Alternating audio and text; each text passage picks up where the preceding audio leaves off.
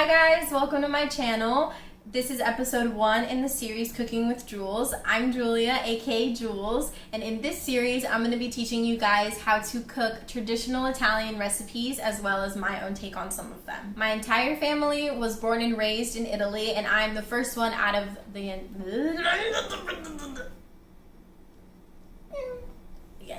My entire family was born and raised in Italy, but I was actually the first person who was born and raised here in the US. But I can speak Italian fluently, I can read and write it. My mom taught me how to cook some bomb meals, and now I'm going to share with you what I've learned. In this episode, I'm going to be teaching you guys how to cook a sauce called RAGù alla bolognese. This is a meat-based sauce, and I'm going to insert the ingredients now so you guys can make sure you've got everything ready to get cooking with Jules. Okay, so we're going to start off with the carrot, the celery, and the onion. We're going to take the carrot first and peel all the skin off of it. And once we are done with that, we are going to cut off the head and the tail of the carrot, and then we're going to do the same thing with the celery. Next, we're going to take our celery and carrot and rinse them in the sink super well. Once we're done with that, we're going to dry them off.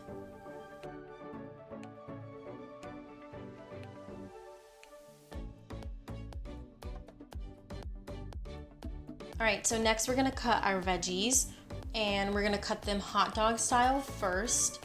And because I have a food processor, I'm going to be cutting the veggies into small-ish pieces, just enough to where the food processor will dice them for me. If you don't have a food processor, go ahead and do your best and dice the veggies as small as possible. We're going to do the same thing with the carrot.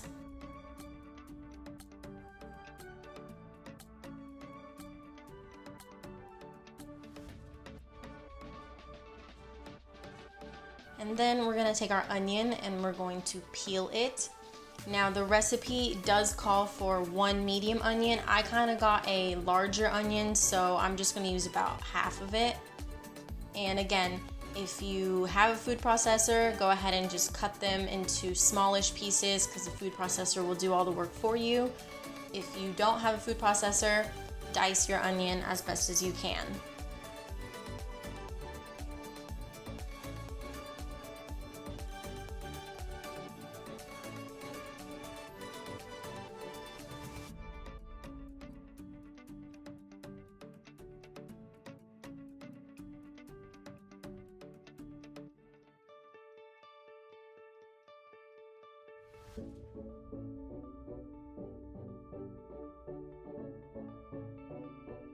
So if you have a food processor, we're going to go ahead and bring your cut veggies to it, pop on the lid, and we are going to choose the option that says pulse, so you can manually control how small the food processor is going to chop your veggies.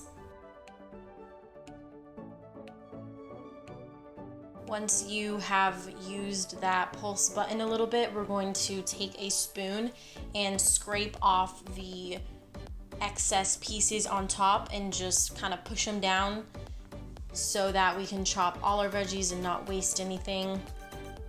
So like I'm doing here, we're just gonna scrape them down to the bottom, and then we are going to put the lid back on and pulse just a little bit more just to really get all those veggies cut up as small as we can. This is what your veggies should look like. And now we're moving on to our garlic. So you only need 2 cloves. So here I am trying my best to open this garlic. And we're going to peel it.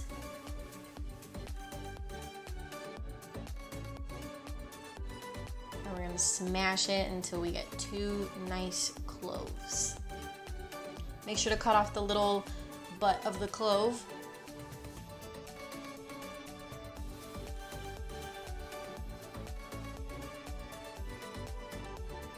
And here's our 2 garlic cloves. Alright, so we're going to take any pot that you guys have similar to this one, and we are going to throw in some olive oil.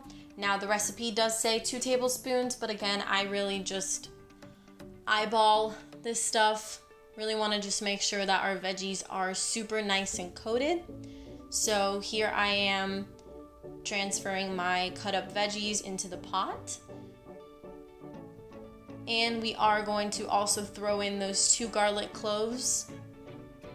And we're going to bring the heat to a medium and start mixing everything together, really making sure that our veggies are super coated.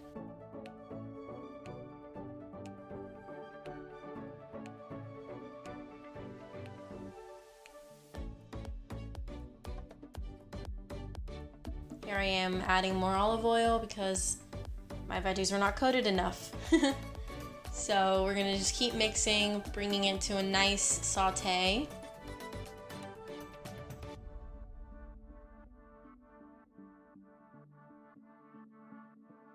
And this is what it should start to look like. Okay, so once our onion has cooked pretty well, we're going to add in our meat. I use this ground beef that's 85% lean and 15% fat. Gonna break it up in the packaging a little bit and then transfer it right over to our pot like so. The next step after this is just mixing everything together, really making sure you're breaking the meat and mixing it in the veggies as best as you can. If you guys are interested in some origin and history of this sauce, the term RAGÚ is actually used to describe a type of meat that has been cooked on low heat over many hours, and the first reference of this sauce appears in Pellegrino Artusi's cookbook, which was published in 1891. He was actually the first to include this recipe along with many others in one singular cookbook, and it's titled La scienza in cucina e l'arte di mangiare bene, which means the science of cooking and the art of eating well. Next up, we are going to add some wine to our sauce. So we're going to take any white wine. I use this Chardonnay from Trader Joe's, but whatever white wine you guys have at your house should be fine. Again, half a glass of this right into the sauce, and this will add a really nice taste to our sauce.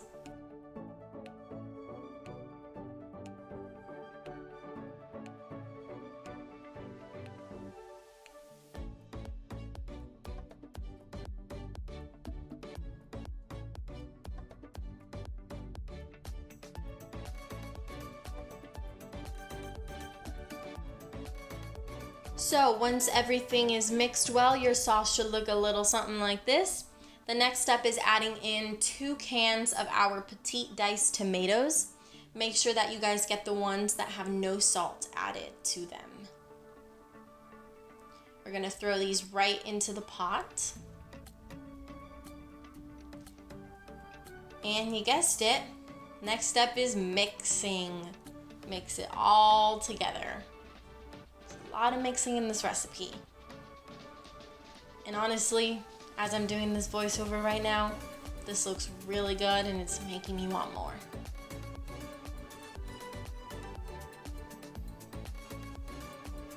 I can almost smell it.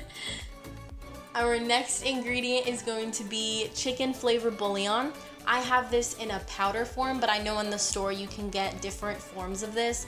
Whichever one you have at home, start off with 1 tablespoon, and then if you need to add more after you taste it, go ahead and do so. I usually add a little bit more after, but in these cases, it is a lot easier to add in the ingredient instead of trying to take some away, which you can't really do anyway. So better to be safe than sorry. Start with 1 tablespoon, and then you can always add a little bit more if you need to. And then again, mix.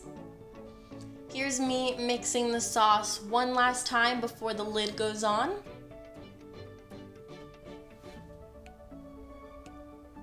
And when we do put the lid on, we're going to not put it on all the way. We're gonna leave a little bit of room so the sauce can breathe while it's cooking. We're gonna set our heat to medium-low and then set our timer for 1 hour. This is my BB-8 timer. I love it with all my heart and I use it literally every day. So what you're gonna do is periodically within that 1 hour, just come back and stir it. I usually do this about 2-3 times in the hour, and as you can see, the second time the liquid of the sauce has dried up, which is what you want.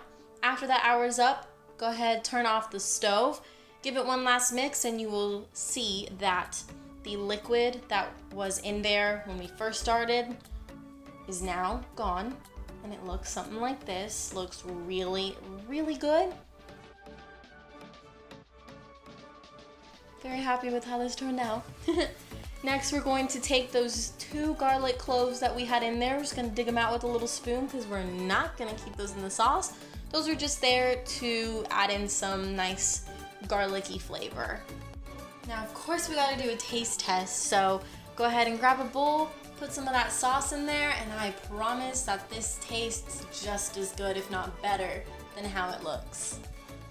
Alright guys, so that is how you make ragu alla bolognese. The top 3 ways that I like to use this sauce in a dish are throwing it over some pasta, making lasagna, or making pasta al forno, which is basically the same thing as lasagna, except you use the pasta of your choice instead of the lasagna sheets. Thank you guys so much for watching today's video. I hope you had a fun time cooking with Jules. And before we go, we gotta do taste test.